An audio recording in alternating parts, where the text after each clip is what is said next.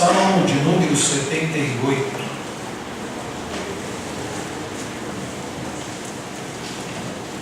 E quando você encontrar o Salmo, talvez você vai ficar preocupado, porque você vai olhar e vai ver que esse Salmo possui 72 versículos. Aí você vai pensar, puxa vida, o pastor às vezes, com 2, 3 versículos, prega 1 hora, então nós vamos sair daqui hoje. Mas irmãos, já pensando nisso, pensando em tudo que nós teríamos hoje, eu resolvi pregar esse salmo em 2 partes. Hoje eu quero me concentrar nos versos 5 a 8, os versos 5 a 8, e na próxima semana, se Deus permitir, uma mensagem mais trabalhando o salmo completo, né? Salmo 78. Para uma melhor compreensão, vamos ler a partir do verso 1 até o verso número 8. Eu farei essa leitura, peço que os irmãos acompanhem com bastante atenção. Salmo 78, de 1 a 8, nos diz assim: a preciosa, santa, inerrante e suficiente palavra do Senhor. É o salmo didático de Asaf. Escutai, povo meu, a minha lei, prestai ouvidos às palavras da minha boca. Abrirei os lábios em parábolas e publicarei enigmas dos tempos antigos. O que ouvimos e aprendemos, o que nos contaram nossos pais, não encobriremos a seus filhos. Contaremos à vindoura geração os louvores do Senhor e o seu poder e as maravilhas que fez. Ele estendeu um testemunho em Jacó, instituiu uma lei em Israel e ordenou a nossos pais que os transmitissem a seus filhos, a fim de que a nova geração os conhecesse, filhos que ainda hão de nascer, se levantassem por sua vez, os referissem aos seus descendentes, para que pusessem em Deus a sua confiança, e não se esquecessem dos feitos do Senhor, mas que observassem os mandamentos, e que não fossem como seus pais, geração obstinada e rebelde, geração de coração inconstante, e cujo espírito não foi fiel a Deus. É o verso de número 8. Vamos orar mais uma vez. Pai bendito, Pai celestial, que bênção, a Deus, podermos prestar esse culto de louvor e adoração ao Teu nome.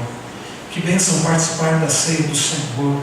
Que bênção, ó Deus, bendizer ao Senhor através de hinos e cânticos. Que bênção, ó Deus, testemunhar da graça do Senhor, testemunhar da bondade do Senhor, acrescentando novos membros a esta igreja. Que bênção, ó Deus, podermos ministrar o batismo a um filho da aliança, a uma criança que é filha da aliança. Que bênção, ó Deus, podermos ler a Tua palavra. Pedimos que o Senhor fale agora ao nosso coração, que o Senhor fale também às crianças, que todos sejamos edificados nesta noite. Não permita, ó Deus, que nenhuma distração, nem o cansaço, nem nada venha nos atrapalhar de sermos instruídos através da Tua preciosa palavra. Nós precisamos, ó Deus, nós cremos que a lei do Senhor é perfeita, nós cremos que ela restaura a alma, nós cremos que o testemunho do Senhor é fiel e dá sabedoria a pessoas simples como nós. Nós cremos, ó Deus, que a Tua palavra é a verdade. Por isso fala conosco, aplica aos nossos corações a Tua palavra que já foi lida. Em nome e para a glória de Jesus Cristo nós oramos gratos. Amém. É interessante, uma vez alguém disse assim, que pregar expositivamente e sequencialmente era uma das melhores maneiras de expor a palavra do Senhor. Mas sabe uma coisa que passava pela minha mente? Mas pregar sequencialmente, expositivamente, sequencialmente, talvez me atrapalhe de tratar de determinado assunto, em determinada época, ou determinada necessidade da igreja. Mas sabe o que eu tenho aprendido e visto, meus irmãos? Eu creio que os irmãos têm experimentado isso. Nós temos pregado expositivamente, sequencialmente. Nós temos tido a bênção de expor livros da Bíblia. E agora nós temos pregado sobre os Salmos de Asaf. Nós começamos lá no 75. E hoje inicia, e esse é o domingo, né, que inicia do primeiro domingo do mês da família. Nós tivemos uma família que pediu para consagrar a sua filha ao Senhor. Nós temos um salmo que tem tudo a ver com coincidência de forma alguma. Eu acho que se eu tivesse planejado, eu não sairia tão certinho. O mês da família, o início do mês da família, o batismo, né, do filho da aliança, e um salmo onde nós lemos o que ouvimos e aprendemos, o que nos contaram nossos pais. Não encobriremos a seus filhos, contaremos à vindoura geração os louvores do Senhor e o seu poder e as maravilhas que fez. Como a palavra de Deus é viva e eficaz, como o Senhor aplica a sua palavra, como o Senhor faz com que ouçamos a palavra do Senhor no momento certo, a parte certa. Toda a palavra do Senhor é sempre bem-vinda e oportuna. Mas vejam, meus irmãos, como este salmo tem tudo a ver, como esses versículos que nós lemos tem tudo a ver com o mês da família, tem tudo a ver com o batismo dos filhos da aliança, tem tudo a ver com a nossa responsabilidade dos pais, tem tudo a ver com o que o Flávio e a Ana Cláudia acabaram de prometer diante de Deus e diante da igreja: ensinarem a sua filha os caminhos do Senhor, falarem para ela do seu poder, testemunharem dos feitos do Senhor, ensinar a preciosa palavra do Senhor.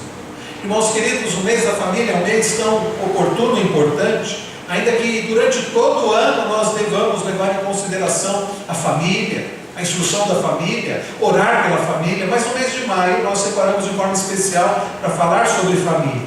E queridos, como eu disse neste salmo atribuído a Asaf fala sobre a importância dos pais ensinarem os feitos do Senhor, dos pais inculcarem nos filhos a lei do Senhor, o que Deus fez, quem Deus é. E essa é uma responsabilidade muito mais grande. Eu não sei se você já teve a oportunidade de ler a pastoral do boletim.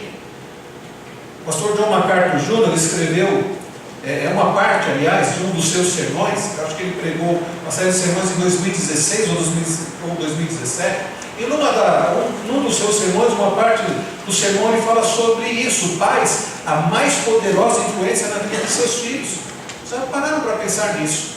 Que os pais são a mais poderosa influência na vida dos filhos.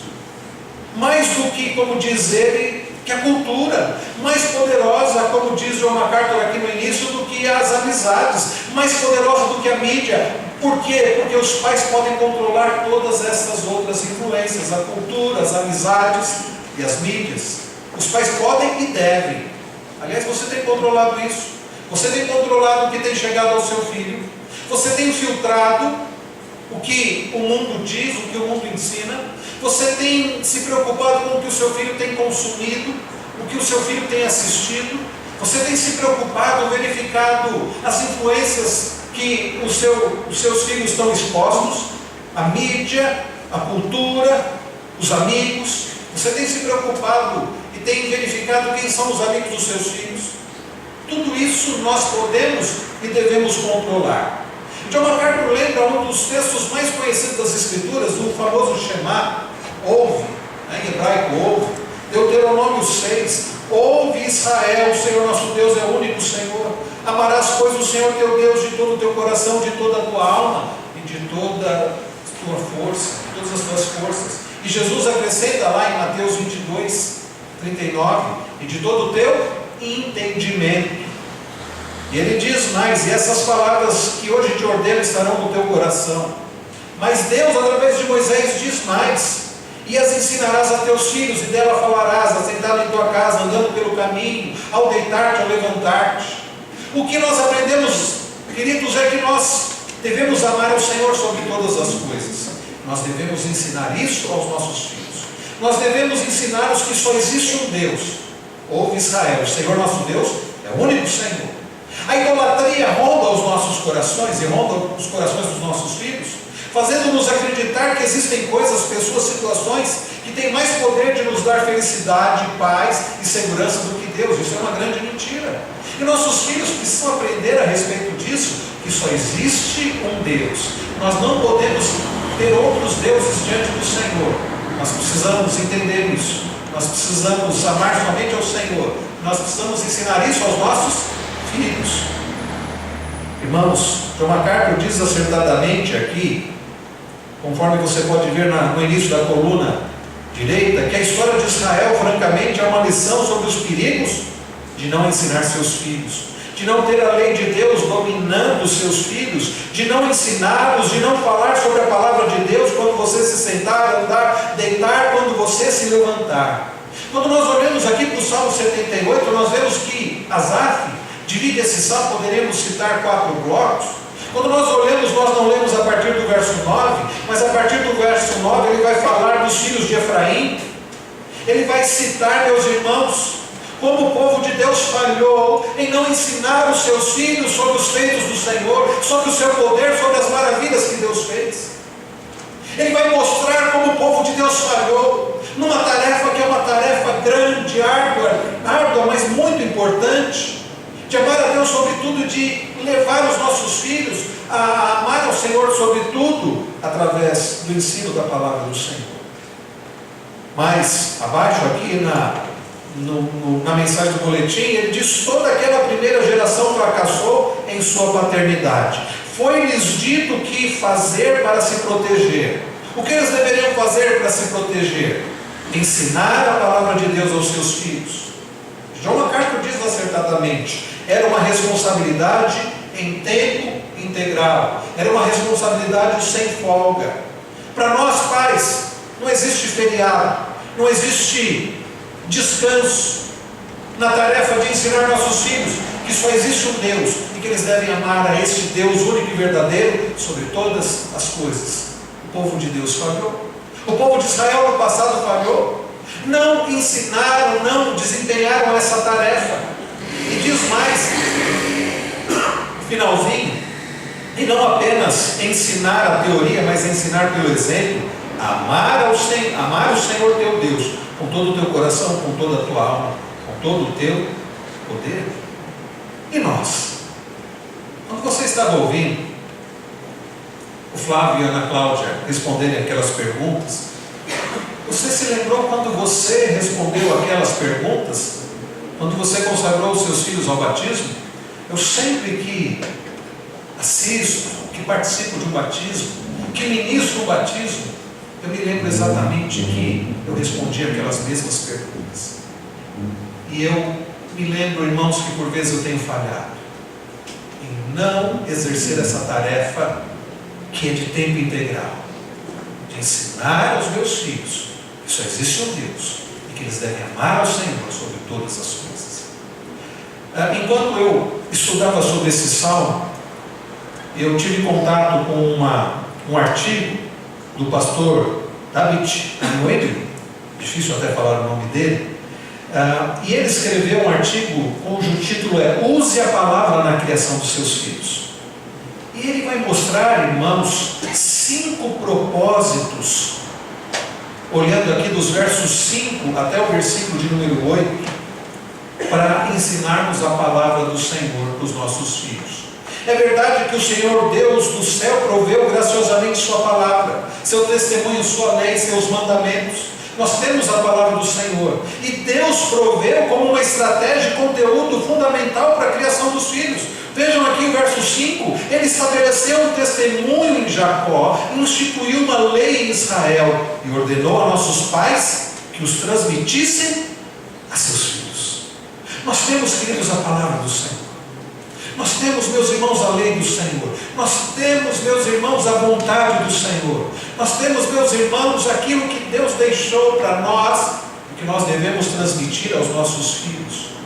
Por que Deus manda seu povo ensinar sua palavra, em vez de alguma outra metodologia ou assunto, para instruir a descendência piedosa que Ele prometeu?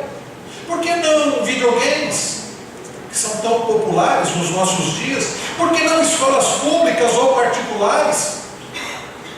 Por que não a aplicação das últimas descobertas da psicologia, da sociologia, teoria educacional, autoajuda, tão comuns nos dias de hoje? Por que os pais não devem simplesmente delegar isso aos mais bem preparados, mais bem educados, mais bem vestidos e mais requintados? E o pastor David, ele diz: parece que Deus designa a sua palavra, e especificamente a paternidade realizada, sob a direção de uma palavra, para cumprirem vários objetivos. Eu quero, meus irmãos, de forma bastante objetiva, por causa do tempo já avançado, citar esses 5 objetivos de ensinarmos a palavra do Senhor aos nossos filhos. O primeiro deles, como diz o pastor David Aguirre, para que as gerações de famílias, e não apenas indivíduos, conheçam seu testemunho e sua lei. Eu vou repetir: para que gerações de famílias, e não apenas indivíduos, Deus trata com famílias, e não apenas indivíduos, conheçam seu testemunho e sua lei. Vamos ler juntos o verso de número 6? Leiamos: a fim de que a nova geração os conhecesse, filhos que ainda hão de nascer, se levantassem e por sua vez os referissem aos seus descendentes.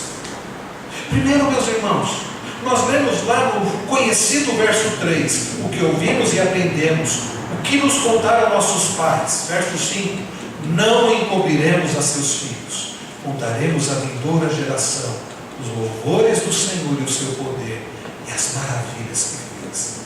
Irmãos, nós não podemos encobrir aos filhos o que nós ouvimos, o que nós aprendemos, o que nós temos aprendido da preciosa, santa, suficiente palavra do Senhor. Nós não podemos encobrir aos filhos, nós não podemos deixar de ensinar, nós não podemos deixar de testemunhar, nós não podemos deixar de viver e exemplificar para eles os louvores do Senhor e o seu poder e as maravilhas que fez. Nós temos que contar a vindoura geração. O povo de Deus falhou no passado, o povo de Deus tem falhado. Que triste pensar, meus irmãos, o que aconteceu na Europa, antes celeiro do Evangelho. Quantos missionários enviados em anos passados. E hoje, qual é o retrato da Europa? Igrejas fechadas, igrejas sendo transformadas em pubs, em restaurantes, em museus, algumas compradas pelos muçulmanos para se tornarem mesquitas. Onde houve a falha? Não houve o ensino, o testemunho para as futuras gerações. Igrejas frequentadas por idosos, que às vezes até levam seus netos, mas os adultos, os jovens, é uma Europa chamada, denominada de pós-cristã, não querem saber. O que ouvimos e aprendemos, o que nos contaram nossos pais, não encobriremos a seus filhos, contaremos à vindoura geração os louvores do Senhor, o seu poder e as maravilhas que fez. Para quê, meus irmãos? Para que as gerações de famílias, e não apenas indivíduos, conheçam o seu testemunho e sua lei. Queridos, precisamos entender que Deus tem uma visão de que nossas famílias conheçam e andem em sua palavra de geração em geração. Não é por acaso que Heloísa é filha do Flávio e da Ana Cláudia. Não é por acaso que ela nasceu no lar cristão. Deus tem um objetivo, um propósito. Ela é filha da aliança. Não é por acaso que os nossos filhos são nossos filhos. Nós não cremos em acaso, nós não cremos em sorte ou azar, nós cremos no Deus da providência. Não foi por acaso, meus irmãos, que eu cresci aprendendo com uma mãe que teme ao Senhor. Meu bisavô já serviu ao Senhor.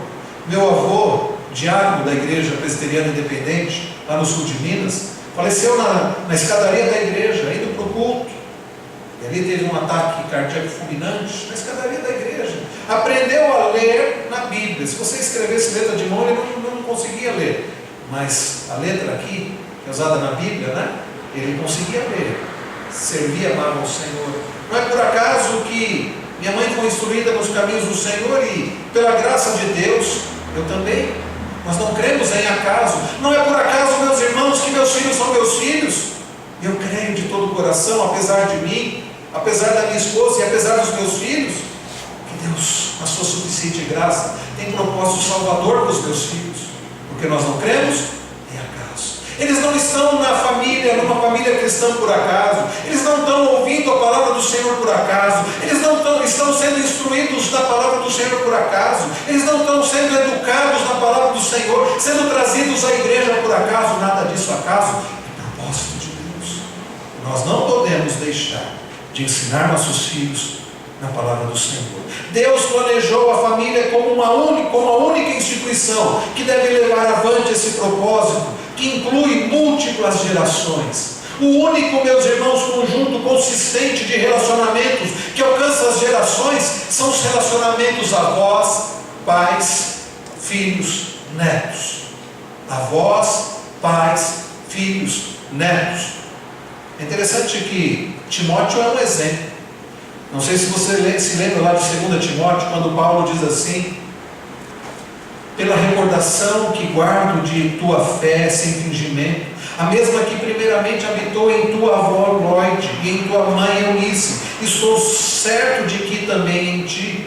Paulo lembra Timóteo que primeiro a fé, Deus deu a fé à avó, à sua avó, e depois passou para sua mãe, ela foi instruída, e também passou para Timóteo. Paulo acrescenta lá em 2 Timóteo 3, 14 e 15: tu porém permanece naquilo que aprendeste, de que fosses inteirado, sabendo de quem o aprendeste, que desde a infância sabes as sagradas letras, que podem tornar-te sábio para a salvação pela fé em Cristo Jesus.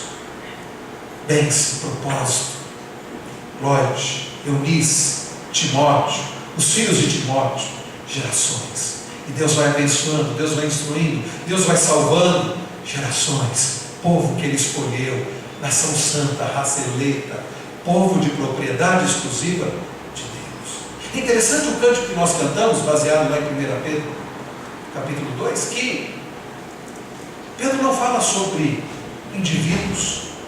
Vós, porém, sois raça eleita. Pedro diz povo de propriedade exclusiva de Deus.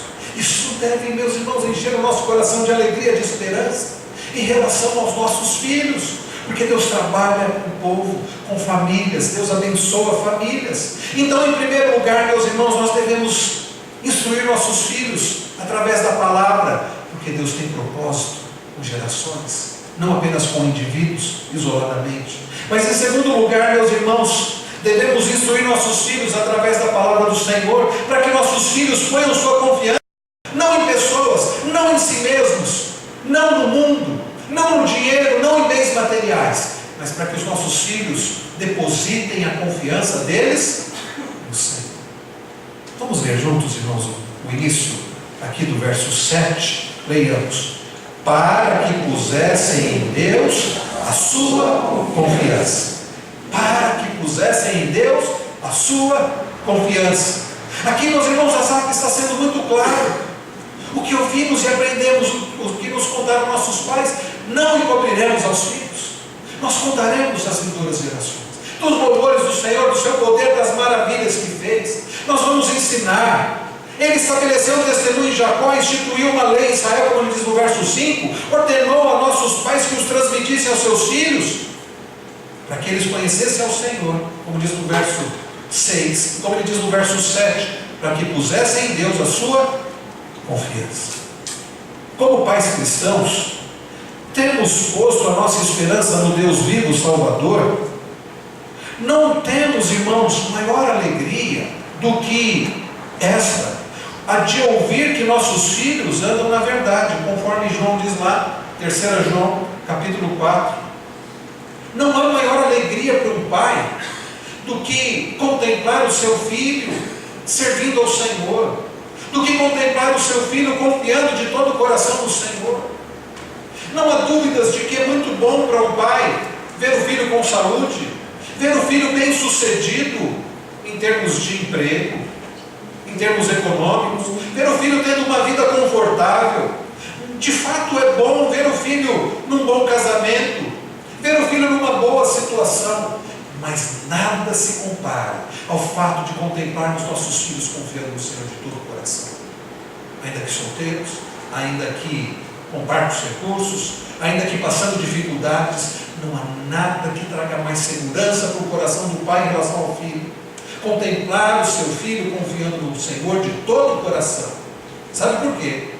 Porque o fato dos nossos filhos virem a ter uma boa condição social não é garantia para que eles tenham segurança, paz e alegria, porque o dinheiro não tem poder para dar isso. Apenas uma falsa sensação de segurança. Porque um bom cônjuge não tem poder para dar a verdadeira alegria, a paz do Senhor que excede todo entendimento, a alegria do Senhor que é a nossa força, mas a confiança no Senhor, o relacionamento com Deus, sim.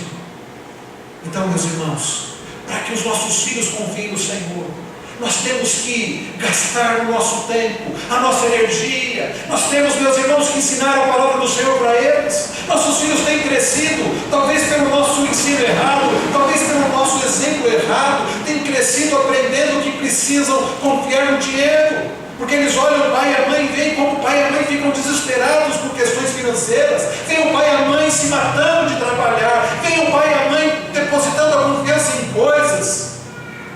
É assim que o seu filho tem crescido. Ele tem aprendido a confiar no que ao olhar para você? Ele tem aprendido a confiar no que diante dos seus ensinos? Nós precisamos, irmãos, ensinar nossos filhos a lei do Senhor, o testemunho do Senhor, como ele diz no verso 5, transmitir aos filhos, para que eles coloquem em Deus a sua confiança. É a palavra de Deus que pode tornar nossos filhos sábios para a salvação. Olha o que ele diz na continuação do verso de número 7: e não se esqueçam dos feitos do Senhor. É a palavra do Senhor, meus irmãos, que tem poder. Para isso as Escrituras dão testemunho de Cristo e nelas está a vida eterna. Jesus diz que é a palavra de Deus que dá testemunho dele, testemunho de vida eterna. As Escrituras, meus irmãos, se o alvo de nossa criação de filhos se conforma com o alvo de Deus para a nossa criação de filhos, preste atenção, se o alvo da nossa criação de filhos se conforma com o alvo de Deus para a nossa criação de filhos, então devemos usar a palavra de Deus de forma firme, de forma resoluta, de forma fiel, para incentivar nossos filhos a colocarem sua esperança em Deus. Nós precisamos, meus irmãos, entender, como diz o sábio lá em Provérbios 3, que nós vamos depositar nossa confiança de todo o coração no Senhor, confiar no Senhor de todo o coração. E ao fazer isso, vai servir de exemplo para os nossos filhos. Eles vão olhar, mesmo na situação difícil, papai e mamãe confiam no Senhor. Olha como eles confiam no Senhor. Nós precisamos ensinar nossos filhos. Na época, principalmente na época de dificuldade, isso é uma oportunidade muito grande. Você dizer assim: olha, filho, nós estamos passando por isso, mas não se preocupe, papai não está preocupado, mamãe não está preocupada, porque nós confiamos no Senhor. Ensinar nossos filhos a confiar no Senhor. Olha, nós não temos tal coisa, olha, papai agora está sem emprego, mas nós confiamos no Senhor. Vamos orar aqui, entregando tudo para Deus. Nós precisamos ensinar a palavra do Senhor, que ensina que o nosso Deus é o Deus Todo-Poderoso. Você tem ensinado isso para o seu filho? Que o Deus a quem nós servimos é o Deus que tem poder sobre todas as coisas. Nós precisamos ensinar nossos filhos para que eles confiem no Senhor de todo o coração, que o nosso Deus que é todo-poderoso nos ama, que o nosso Deus que é todo-poderoso, está no controle de todas as coisas, é misericordioso, que o nosso Deus que é todo-poderoso nos ama e é misericordioso, Ele é bondoso, Ele é benigno, Ele nos perdoa. Nós precisamos ensinar sobre o que nós relembramos nesta noite, que o Senhor Jesus, que é todo-poderoso, entregou a si mesmo pelos nossos pecados, como nós lemos lá em Gálatas, capítulo 1, a partir do verso 3. Nós precisamos ensinar nossos filhos que foi por causa da vontade de Deus, para nos desarraigar desse mundo perverso. Você tem ensinado a palavra do Senhor, para o seu filho confiar no Senhor.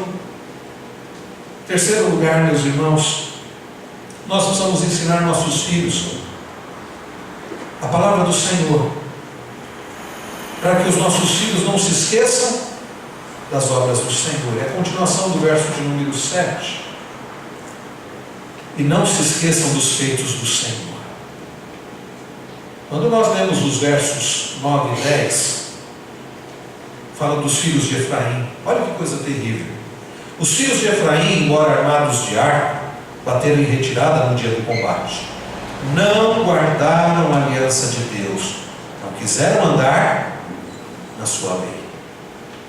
Irmãos, logo depois da grande afirmação do desejo de Deus, nos versículos 5 a 8, a palavra de Deus nos ensina que os efraimitas não guardaram a aliança de Deus, não quiseram guardar a lei de Deus, esqueceram-se das obras e das maravilhas que Deus lhes mostrara. É o que diz aqui o versículo de número 11: esqueceram-se das suas obras e das maravilhas que lhes mostraram. Coisa terrível. Esqueceram das maravilhas do Senhor. Mas nós precisamos ensinar a palavra do Senhor, a lei do Senhor, os testemunhos do Senhor, para que os nossos filhos não se esqueçam das maravilhas do Senhor. É uma coisa surpreendente, irmãos, que essa realidade fosse esquecida, porque esquecer a Deus é a coisa mais perigosa, é mais perigosa do que desobediência. Esquecer aquele que criou todas as coisas, esquecer que foi Ele quem criou tudo, esquecer que foi Ele quem dirige tudo, esquecer como Deus formou um povo, esquecer como Deus salvou um povo, esquecer como Deus libertou o seu povo, esquecer como Deus amou esse povo a ponto de enviar Jesus Cristo. É coisa terrível esquecer os feitos do Senhor, mas nós esquecemos. Quando nós ficamos ansiosos, nós estamos revelando uma amnésia, porque se estamos ansiosos é porque nos esquecemos que nós servimos aquele que criou todas as coisas, que dirige todas as coisas, que pode todas as coisas. Nós esquecemos no dia a dia. Irmãos queridos, retemos coisas triviais, brincadeiras favoritas, listas de compras, enquanto temos pensamentos vagos sobre Deus. Nosso esquecimento é nossa reversão pecaminosa à bestialidade, diz o pastor Tabit. Mas nossa lembrança é nosso esforço ativo em direção à piedade. Lembrar, queridos, é uma obra. Lembrar é uma obra capacitada e impulsionada pela graça de Deus por meio da sua palavra. Lembrar é uma obra capacitada e impulsionada pela graça de Deus por meio da sua palavra. Você precisa ensinar seus filhos todos os dias quem é Deus, o que Ele fez, para que eles não se esqueçam dos feitos do Senhor. Você precisa ler essa palavra, você precisa crer nessa palavra, você precisa meditar nessa palavra, para que você no dia a dia não se esqueça dos feitos do Senhor, das maravilhas do Senhor. Mas nossa lembrança é nosso esforço ativo em direção à piedade. Se nossos filhos devem lembrar-se de Deus, o que Ele ordena e deseja, eles precisam manter os registros da obra e da pessoa de Deus gravados em sua mente. Ensine a palavra, ensine a palavra, ensine a palavra. Deuteronômio 6. Ao deitar-te, ao levantar-te, ensine a palavra para os seus filhos, para que eles não se esqueçam das obras do Senhor. Portanto, irmãos, devemos exercer a paternidade pelo ensino das Escrituras Sagradas aos nossos filhos, para que eles não esqueçam. Há pais que têm desempenhado um papel excelente na doutrinação dos seus filhos em relação ao seu time de futebol. A criança nasce, o pai compra lá o uniforme. Veja, eu não sou contrário a isso, né? Agradeço a Deus porque meu pai era palmeirense e não fez isso. Há pais que levam ao estádio, que falam com empolgação do time de futebol. Alguns ensinam a escalação do time dos filhos. Os filhos crescem aprendendo a amar aquele time de futebol, por influência dos pais. Tem um ídolo no coração, que o pai é que ensinou a amar e idolatrar. Mas fracassam na hora de ensinar a palavra de Deus, de ensinar os filhos a amar ao Senhor. Falam dos feitos do time, olha, o tamanho foi campeão. Falam dos feitos, e os filhos crescem, e são capazes de repetir aquilo. Ah, meu time foi campeão, o tamanho foi campeão. Mas não sabem das maravilhas do Senhor. Quantas vezes nós temos falhado, meus irmãos? Quantas vezes, meus irmãos, nós temos falhado em não ensinar das maravilhas do Senhor, e não inculcar aos nossos filhos que existe um Deus Todo-Poderoso, que realizou maravilhas e que realiza maravilhas ainda hoje. Quarto lugar, meus irmãos, nós precisamos ensinar a lei do Senhor, o testemunho do Senhor para os filhos, para que nossos filhos guardem os mandamentos de Deus. Olha o final do verso 7. Não se esqueçam dos feitos de Deus, mas de observassem os mandamentos. Mais de observassem. Sabe o que é observar os mandamentos? Não é ficar olhando, pensando no mandamento. A ideia de observar o mandamento é obedecer. Irmãos, a Bíblia mantém uma forte conexão entre o lembrar e o obedecer. Quando você olha, por exemplo, Deuteronômio 8, de 11 a 20, você vê essa ligação, lembrar e obedecer. Nós não podemos obedecer o que nós não lembramos. Nós não podemos obedecer o que não lembramos habitualmente. Há uma afirmação óbvia na psicologia organizacional que diz: o que é medido é feito. O que é medido é feito. Medir auxilia a lembrar, que por sua vez impede a realização. Os evangélicos ficam nervosos sempre que a obediência entra na discussão espiritual, mas não devemos. Nós devemos, meus irmãos, ensinar nossos filhos a palavra do Senhor, para que eles conheçam a palavra do Senhor, para que eles lembrem dessa palavra, para que eles não pequem contra o Senhor. Guarda no coração a tua palavra, para não pecar contra ti. Quando, meus irmãos, nós ensinamos nossos filhos a guardar no coração a palavra de Deus, isso vai levá-los à obediência, vai levá-los a não pecar contra o Senhor.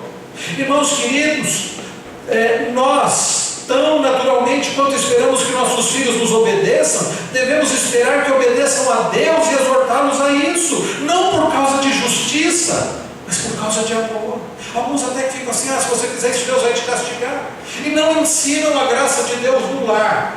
Pai, mãe, se você ainda não leu o livro Pais Fracos, Deus Forte, da Elise Fitzpatrick, que escreveu juntamente com a sua filha, você precisa ler. Você precisa aprender a falar do Evangelho para os seus filhos. Você precisa aprender a falar da graça de Deus.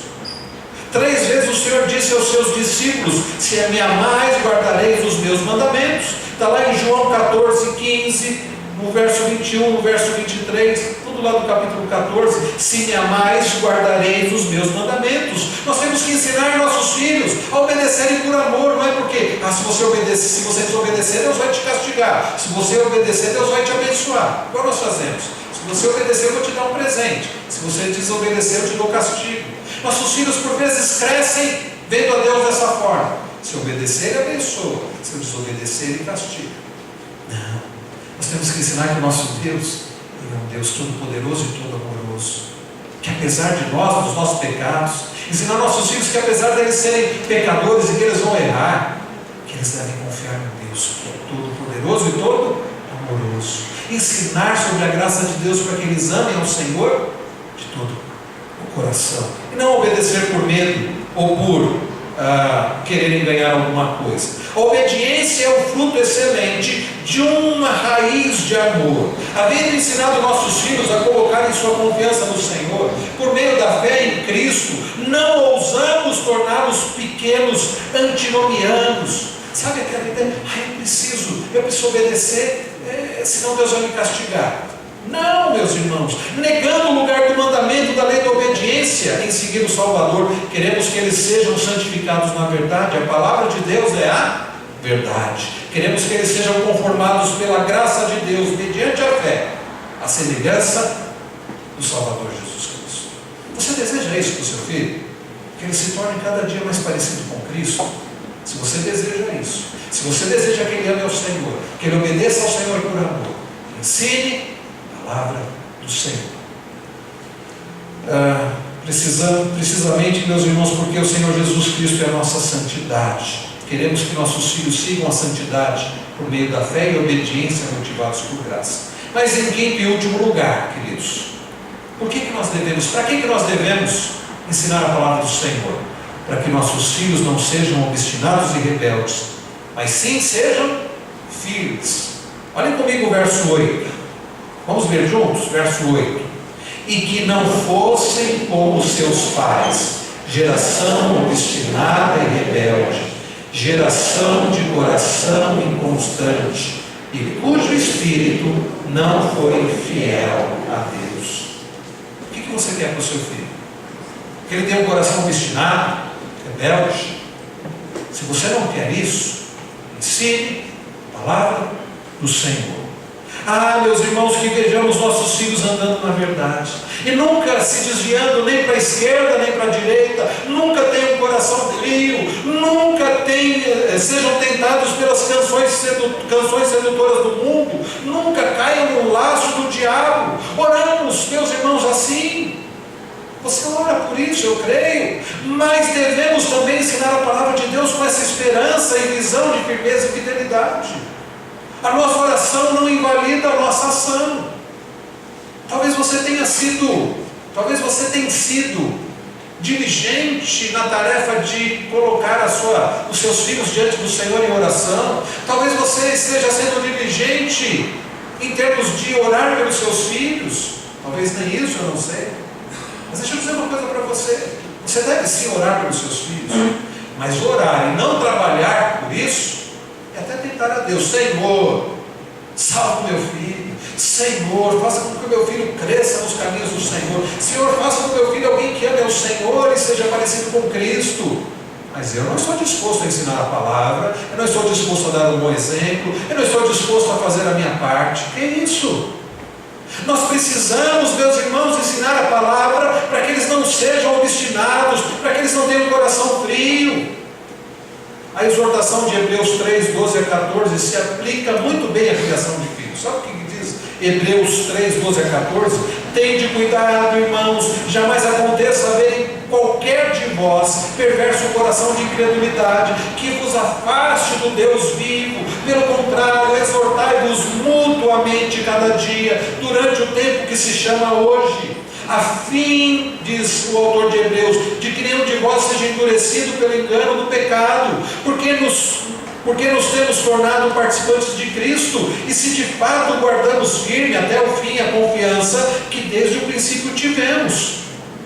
Agora você pode substituir a palavra irmãos por pais, ou substituir mutuamente por filhos, e assim nós teremos ordem para encorajar nossos filhos diariamente na palavra do Senhor. Você tem encorajado os seus filhos diariamente na palavra de Deus?